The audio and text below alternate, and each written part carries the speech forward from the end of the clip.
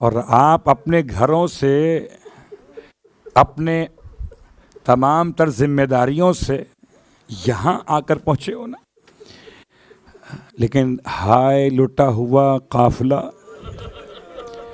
10 محرم کے بعد آرام کرنے کا کوئی عنوان نہیں ہے. اس لیے کہ کربلا سے اسیروں کو اب کوفے لے جایا جائے گا. اور کیسے لے جایا جائے گا؟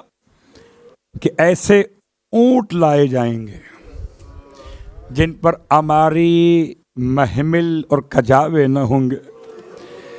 اور بیویوں کو سوار کیسے کروایا جائے گا جبکہ ان کے محرم باقی نہ رہے؟ اللہ اکبر. رونے والوں، بہت سخت مرحلہ تھا. محرم کی 11 تاریخ ہے، اور 11 تاریخ محرم کی جب ایسے اونٹ لائے گئے جن کے اوپر آماریاں نہیں تھیں، اور بغیر آماریوں کے اونٹ پر بیٹھنا باندھے ہاتھوں کے ساتھ مردوں کے لیے آسان نہیں ہے، تو عورتوں کے لیے آسان کیسے ہوتا؟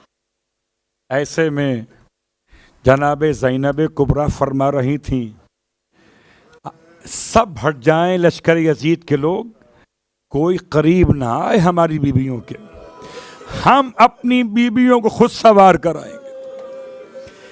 ایک ایک کو سہارا دے کر زینب نے بٹھانا شروع کیا. واہ غربتا، کبھی ام کلثوم کو بٹھایا، کبھی ام فروہ کو بٹھایا، کبھی ام لیلا کو بٹھایا، کبھی ام رباب کو بٹھایا. سب کو بٹھاتی چلی گئیں، یہاں تک کہ اماں فضہ کو بلایا. اماں آئیے آپ کو سوار کرا دوں. آپ رونے لگی. شہزادی میں آپ کو سوار کراؤں گی. فرمایا نہیں اماں، آج زینب آپ کو سوار کرا.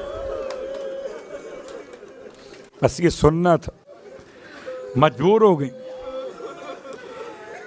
فضہ زینب کے ہاتھوں سوار ہو گئیں. ہائے زینب کبریٰ، ایک مرتبہ دائیں دیکھا، ایک مرتبہ بائیں دیکھا. اب اپنا کوئی سوار کرانے والا زینب کو دکھائی نہ دی. اور رونے والوں، خدا آپ کو کوئی غم نہ دے. کسے یاد کیا تھا؟ ام البنین کے بیٹے کو. کسے یاد کیا؟ اللہ اکبر. کیوں یاد کیا تھا؟ اس لیے کہ جب قافلہ چلا تھا مدینے سے تو ایک راوی کہتا ہے میں نے غلامان آل محمد سے پوچھا کہ یہ اتنا اہتمام ہو رہا ہے، ابھی تک تو حسین کرسی پہ بیٹھے ہوئے تھے، عباس قنات تھامے ہوئے تھے، ایک ایک اماری آ رہی تھی اور ایک ایک مستور کو سوار کرایا جا رہا تھا، یہ اچانک حسین نے کرسی چھوڑ دی اور قنات تھام لی. عباس نے قنات چھوڑ دی اور اماری کے پاس 2 زانو ہو کے بیٹھ گئے. یہ کون سی مستور آ رہی ہے؟ تب غلاموں نے بتایا کہ یہ علی کی بڑی بیٹی زینب کبریٰ. اللہ اکبر. رونے والوں، جملہ بڑا سخت ہے. بھائی، ایسا بھائی اپنے زانو بچھا دیے تاکہ شہزادی کو قدم اٹھانے میں، اوپر رکھنے میں زحمت نہ ہو. اسی لیے جب میدان کربلا میں جناب زینب کبریٰ کا کوئی سوار کرانے والا باقی نہ رہا، آپ کی نگاہ پڑ گئی علقمہ پر، اور علقمہ دیکھ کر ایک ہی خیال آیا، آئین اخی عباس، ارے کہاں ہے میرا بھائی عباس کہ جب مدینے سے چلی تھی تو نے سوار کرایا تھا. آؤ بھیا کہ بہن سوار ہونا چاہتی ہے. ابھی پکار رہی تھی اپنے بھائی کو، اللہ اکبر، کہ ایسے میں امام سید سجاد اپنی ہتھکڑی بیڑی کی زنجیریں سنبھالتے ہوئے آگے بڑھے اور فرماتے تھے پھوپھی اماں، اگر بابا نہ رہے، اگر بھیا علی اکبر نہ رہے، اگر چچا عباس نہ رہے تو یہ بیمار بھتیجا تو ہے، یہ آپ کو اپنے ہاتھوں سے سوار کرائے۔ رونے والوں، ہائے ام البنین، بار بار یاد کیا، بار بار یاد کیا۔ رونے والوں، جب بشیر پہنچا ہے مدینے میں تو یہ اعلان کر رہا تھا نا، اور جناب ام البنین جب قریب آئی ہیں، دو روایات الگ الگ ہیں، آپ جب قریب آئیں تو آپ نے بشیر سے سوال کیا۔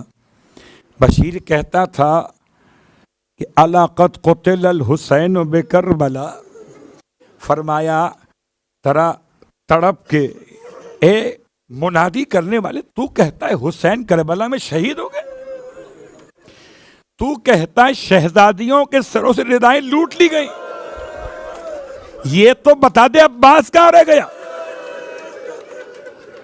اللہ اکبر، عباس کہاں رہ گیا تھا؟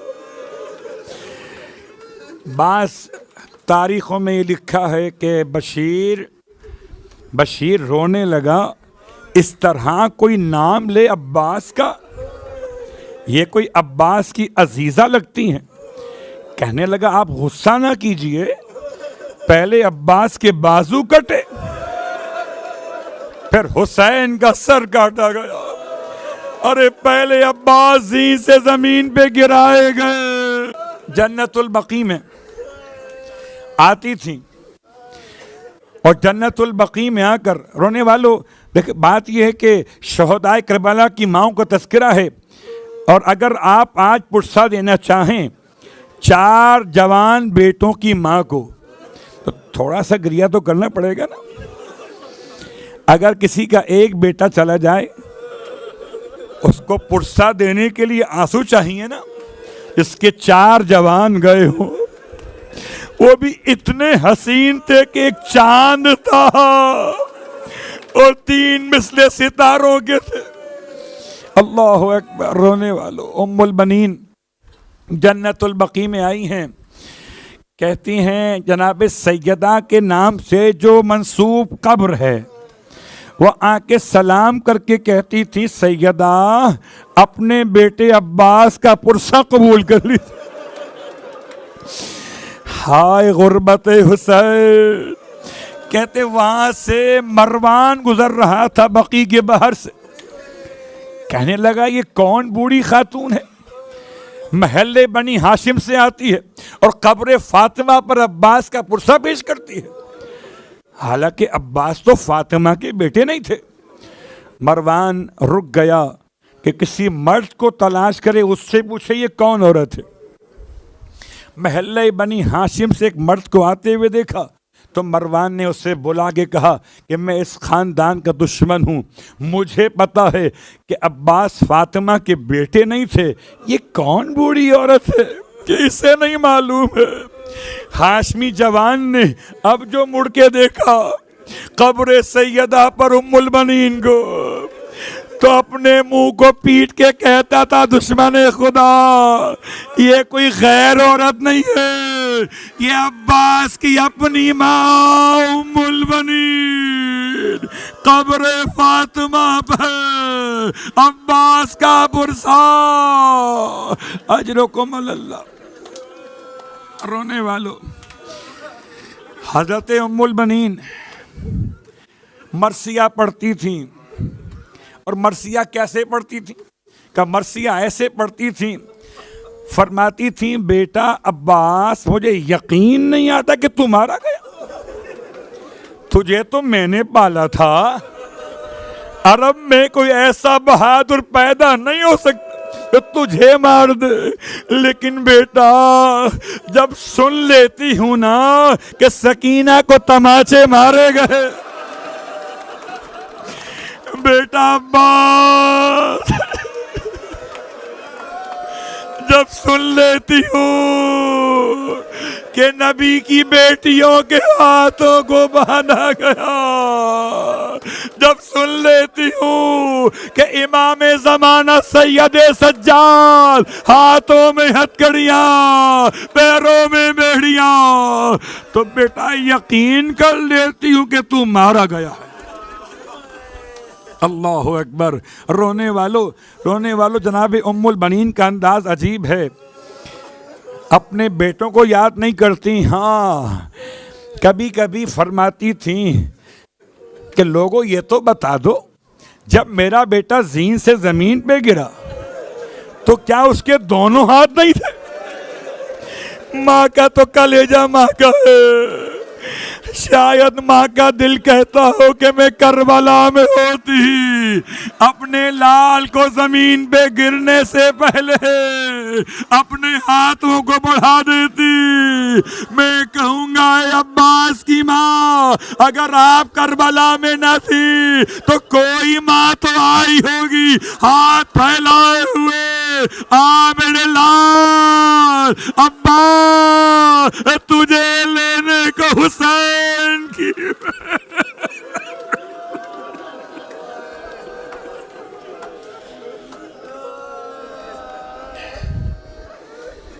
اللہ لعنت اللہ علی القوم الظالمین وسيعلم الذین ظلموا ای منقلب ینقلبون۔